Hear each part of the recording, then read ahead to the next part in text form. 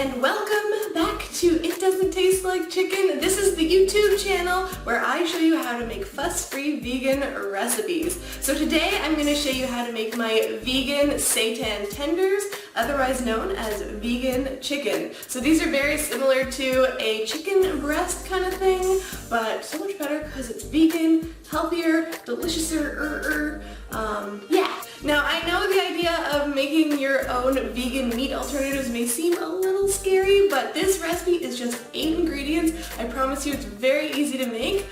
Let's get started. Let me show you how it's done. So to make my recipe, I like to make it in a food processor, but if you don't have a food processor, you can also just make this in a bowl with a spoon and your hands, and it'll be easy peasy. So the first ingredient we're going to need is vital wheat gluten. Now every time I use vital wheat gluten, I get asked if there is a gluten-free alternative. I'm afraid there isn't as far as I know. So if you're gluten-free, this is not the recipe for you.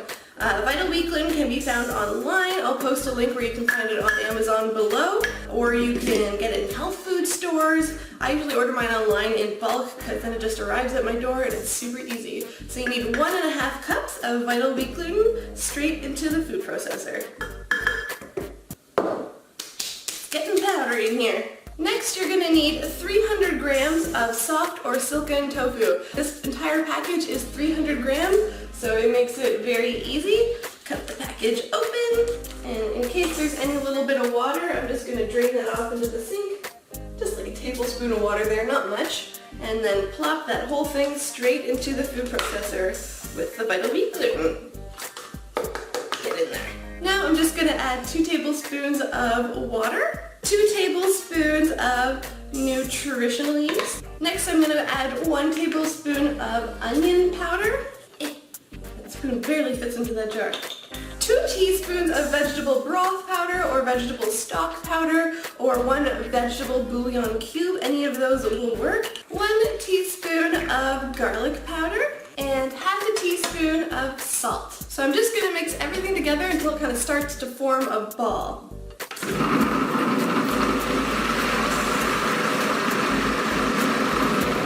That's it. You don't want to overmix it because the more you mix it, the kind of chewier it's going to get, and I want to keep this vegan chicken nice and tender and juicy. So here we go. In the meantime, you're going to want to get your steamer pot going.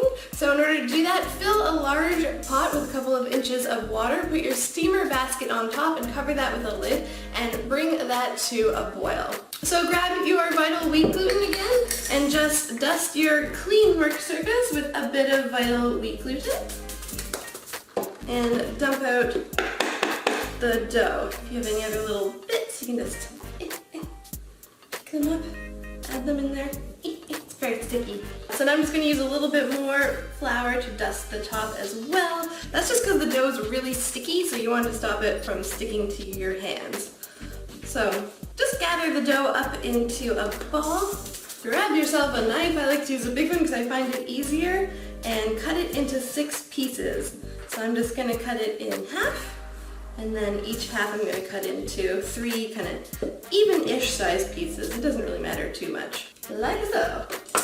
So once you have your pieces, I've got 6 pieces here, you just kind of want to use your fingertips and press them out. If they get a bit sticky, just either flip it or dip your fingertips into the vital wheat gluten, and then you just want to press it into kind of a chickeny kind of shape. So there we go. So there's my kind of like chickeny breast kind of shape. That just happens really easily. It doesn't really matter what shape it is. Set that aside, do the next one. So if you've made my vegan seitan steaks, that recipe is much, much firmer. These are called tenders for a reason. The steaks are quite difficult to roll out. You'll find that these vegan chicken tenders are super, super soft and easy and sticky. Great. So now I have my vegan chicken tenders ready to go in the steamer. Hello. Okay, so now that I've got my steamer basket, I want to grease the bottom of the steamer basket with oil. That'll stop the seitan tenders from sticking. These ones are a little bit sticky, unlike my steak recipe, so you want to make sure to do that. Grab yourself your chicken tenders and lay them in the bottom of the steamer basket. My seitan tenders are going to be overlapping a little bit, which is fine, but you just want to make sure that you spray them generously with oil so they don't stick to each other, like so. Now just cover them up and steam them for about 25 minutes. Flipping halfway through, making sure that they get nice and poofy and doubled in size. Okie dokie, so it's been 25 minutes. I flipped this once halfway through. You can see that they kind of got stuck together as I was trying to release them. That's pretty normal. Just kind of wiggle them apart gently. It's totally fine if they end up tearing. Not a big deal. So now they've been steaming for 25 minutes. So we can remove this from the heat. Grab yourself a plate. And here are my very funny looking seitan tenders. Now, if you wish, you can leave them plain as is. You can let them cool and pop them in the freezer. But what I like to do best is marinate them. So here we go, my vegan seitan tenders. Now at this point, I admit it, they look kind of weird, but you know what, so does chicken breasts, so whatever.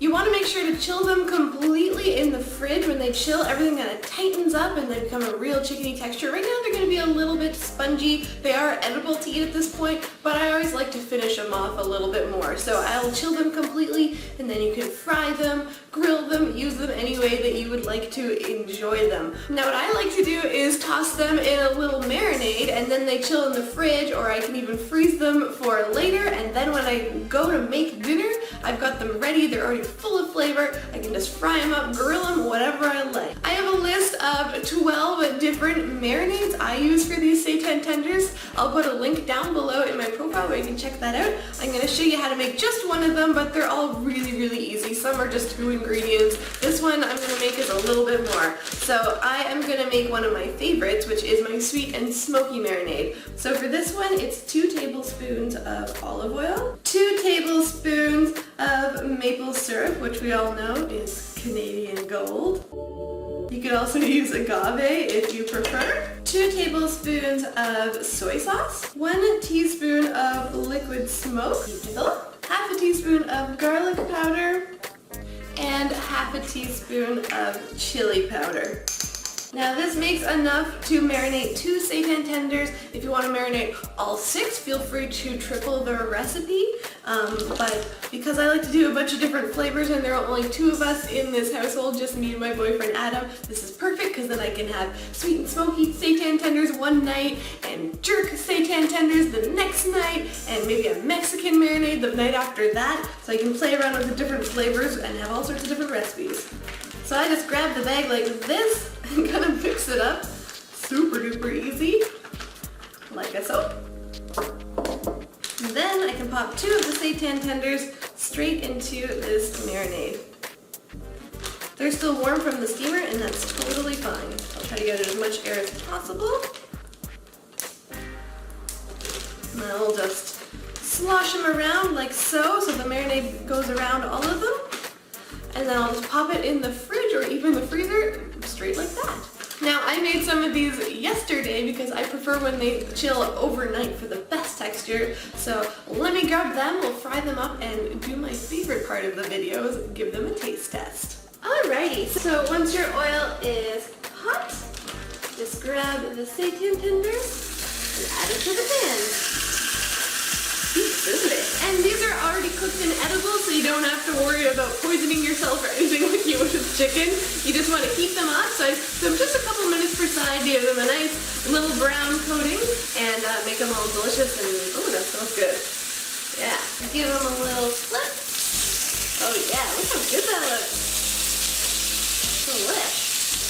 And once they are nice and golden on each side and they're heated all the way through, I just like to set them on a cutting board for just a couple minutes. Look how amazing these look. They're nice and golden and brown from that marinade, and they're nice and juicy. So all I want to do now is just give them a little slice. I love adding these on a salad or a sandwich. Isn't that crazy, that texture? Doesn't it look just like chicken? So let's give it a test.